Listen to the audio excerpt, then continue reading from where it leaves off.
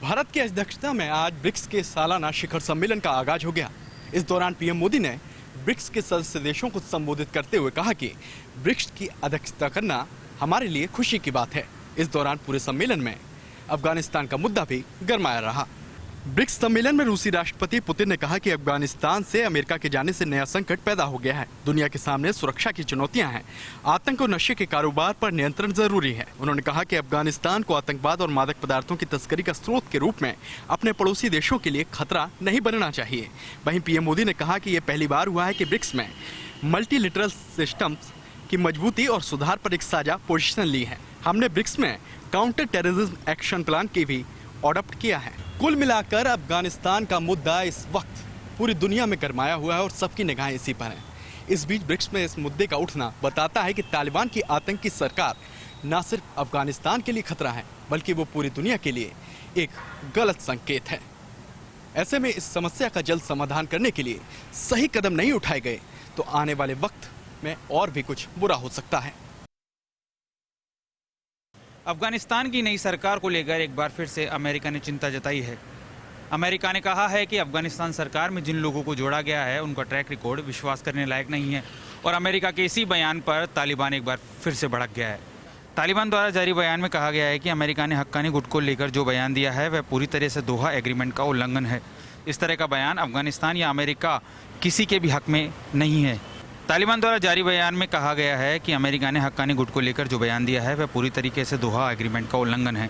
इस तरह का बयान अफगानिस्तान या अमेरिका के हक का नहीं है। तालिबान ने कहा है कि हक्कानी साहब का परिवार भी इस्लामिक अमीरात का हिस्सा है, वह कोई अलग नहीं है।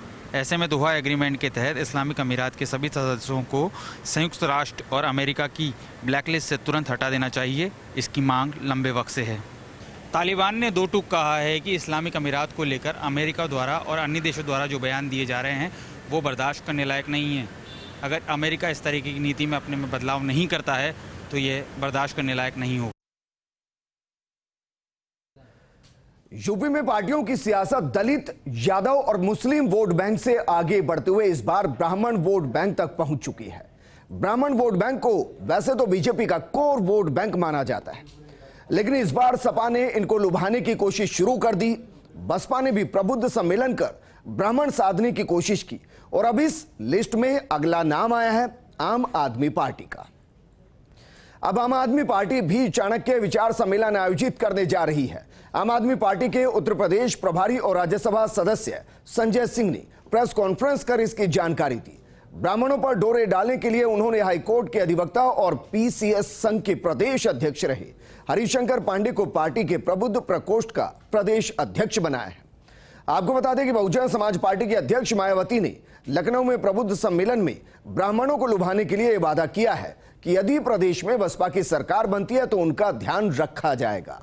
इसी तरह समाजवादी पार्टी ने अखिलेश यादव के नेतृत्व में 22 अगस्त से जिला स्तरीय ब्राह्मण सम्मेलन के जरिए ब्राह्मण मतदाताओं तक पहुंचने की कोशिश शुरू कर दी है। लेकिन सवाल यह कि ऐसा क्या है कि हर बार पार्टी की नजर ब्राह्मण वोटों पर आकर टिक जाती है। दरअसल 2011 की जनगणना के अनुसार उत्तर प्रदेश में सबसे ज्यादा 12% जाटव है।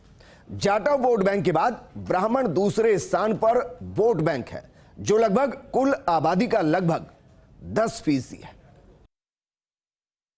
AIM के चीफ असदुद्दीन ओवैसी यूपी के बाराबंकी पहुंचे। यहां उन्होंने एक जनसभा को संबोधित किया। ओवैसी ने कहा कि यूपी में 2022 के विधानसभा चुनाव को लेकर न सिर्फ हम तैयारी कर रहे हैं बल्कि एक मजबूत पार्टी के तौर पर उभर कर सामने आएंगे। ओवैसी ने सपा के यादव वोट बैंक का उदाहरण देते हुए मुसलमानों से AIM के पक्ष में एकजुट होने की अपील की।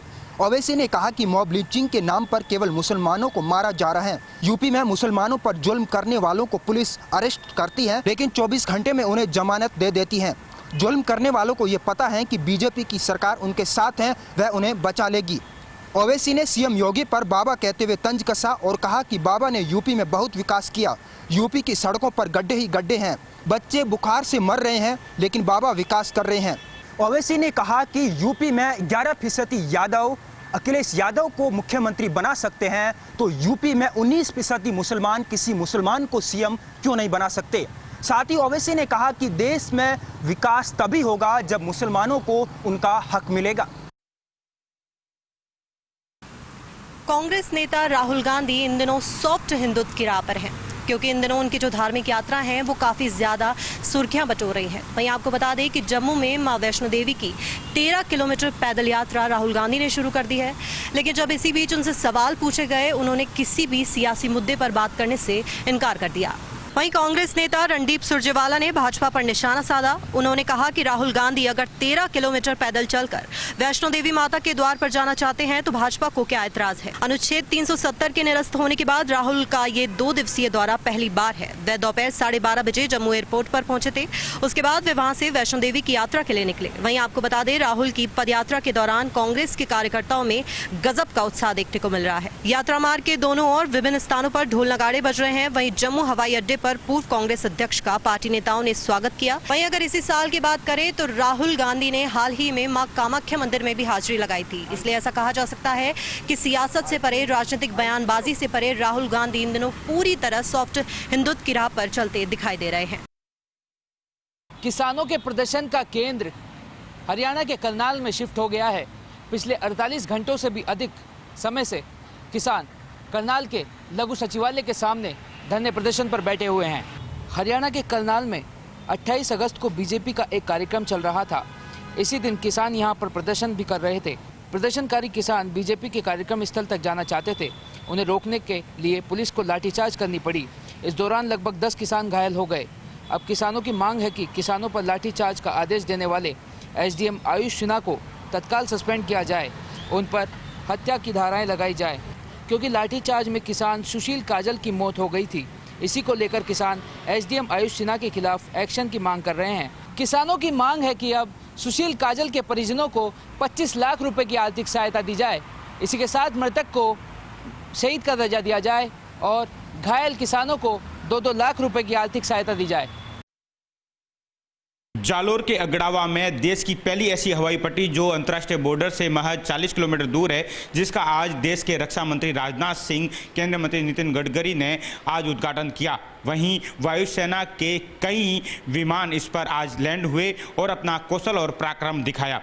जालोर के अगड़ावा में भारतमाला परियोजना के तहत गांधव से गागरिया तक बनी 197 किलोमीटर सड़क पर सेसावा और अगड़ावा के बीच में 3 किलोमीटर लंबी हवाई पट्टी इमरजेंसी लैंडिंग फिट बनाई गई है, जिस पर वायुसेना के विमान कभी भी उतरेंगे। इतना ही नहीं, युद्ध या इसके अलावा आपदा के समय में भी इसका उपयोग वायुसेना कर सकेगी और वायुसेना के सभी तरह के एयरक्राफ्ट इस पर उतर सकेंगे, जिसका आज देश के रक्षा मंत्री राजनाथ सिंह, केंद्रीय मंत्री नितिन गडकरी ने दिल्ली से यहां पहुंचकर उद्घाटन किया। विधिवत रूप से उद्घाटन के बाद में वायुसेना के जैगुआर और सुखोई जैसे कई विमानों ने उड़ान भरी, लैंडिंग की और इतना ही नहीं, कौशल और पराक्रम दिखाया। इस दौरान अतिथियों ने देखा और लोगों में जबरदस्त उत्साह देखने को मिला।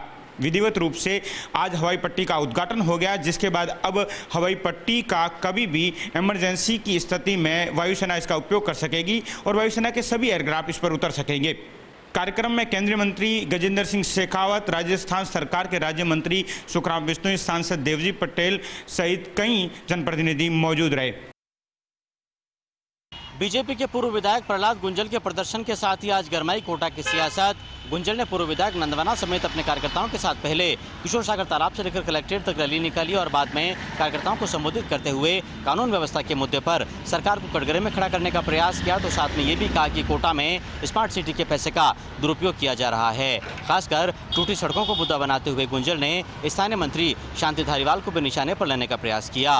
लेकिन प्रदर्शन में दिए गए भाषण की भाषा को लेकर के कांग्रेसी खफा हो गए और जवाब देने के लिए सामने आए विदेश मंत्री धारीवाल के पुत्र कांग्रेस नेता अमित धारीवाल ने कहा कि गुंजल साहब की परेशानी यह है कि उनकी भाषा पर उनका नियंत्रण नहीं है और इसीलिए उनकी अपनी पार्टी बीजेपी उन्हें कभी पार्टी से निलंबित तो कभी निष्कासित कर देती है।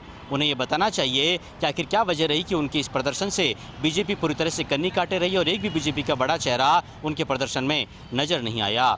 अमित धारीवाल ने इसके साथ ही गुंजल से कहा है कि वो लगातार लोगों को धमकियां दे रहे हैं कि 2.5 साल के बाद देख लूंगा, लेकिन हम 2.5 साल के बाद ये बताएंगे कि आखिर सिकंदर कौन है। उन्होंने कहा कि हम जनता को हिसाब देने के लिए प्रतिबद्ध है कि इन 5 सालों में कोटा में विकास की कैसी बयार बही है और हम ये भी बताएंगे कि गुंजल साहब के कार्यकाल के 5 सालों में कोटा में विकास के कितने काम हुए। कोरोना की तीसरी लहर के मद्देनजर प्रशासन लगातार सक्रिय है। बीकानेर में 12 ऑक्सीजन प्लांट तैयार हो चुके हैं, शेष भी तैयार किए जा रहे हैं। दूसरी लहर में बीकानेर कलेक्टर नमित मेहता के काम की तारीफ भी हुई थी।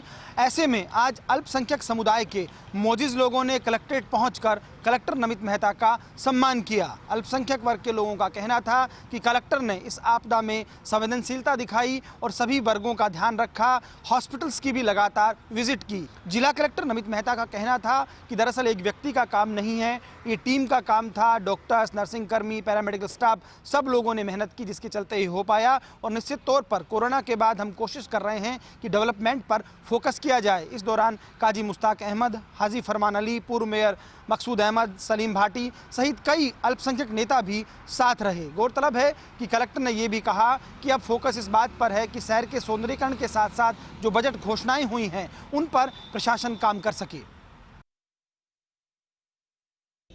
कई महीनों के इंतजार के बाद आखिर इंद्रदेव लेक सिटी पर मेहरबान हुए।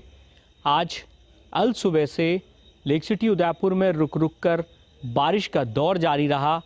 इस बारिश से न केवल उदयपुर की झीलों में पानी की आवक हुई, बल्कि आसपास के इलाकों के तमाम छोटे बड़े तालाब और बांधों में भी पानी की आवक हुई। पिछले कई दिनों से अच्छी बारिश की बाट जो रहे लेक सिटी उदयपुर के बाशिंदों को आज इंद्रदेव ने निराश नहीं किया। अल सुबह से ही शहर में कभी तेज़ तो कभी मध्यम बारिश का दौर जारी रहा। पिछले 24 घंटों में उदयपुर शहर में करीब 24 मिलीमीटर से ज़्यादा बारिश दर्ज की गई। तेज़ बारिश से जहां शहरवासियों के चेहरे खिल उठे, वहीं झीलों में भी पानी की आवक शुरू हो गई। मौसम विभाग ने मेवाड़ क्षेत्र में ऑरेंज अलर्ट भी जारी किया। साथ ही उदयपुर सहित पूरे संभाग में तेज़ बारिश की उम्मीद भी जताई गई है और संभव है कि आने वाले कुछ दिनों में बारिश का ये दौर सतत रूप से जारी रहेगा। मौसम विभाग ने उदयपुर और आसपास के कुछ जिलों में येलो अलर्ट की भी घोषणा की और अनुमान लगाया जा रहा है कि आने वाले इन दिनों में तेज़ बारिश होगी और संभव है कि लेक सिटी के बाशिंदों की मुराद यानी कि पिछोला और फतेह सागर जल्द ही लबालब हो जाएंगे।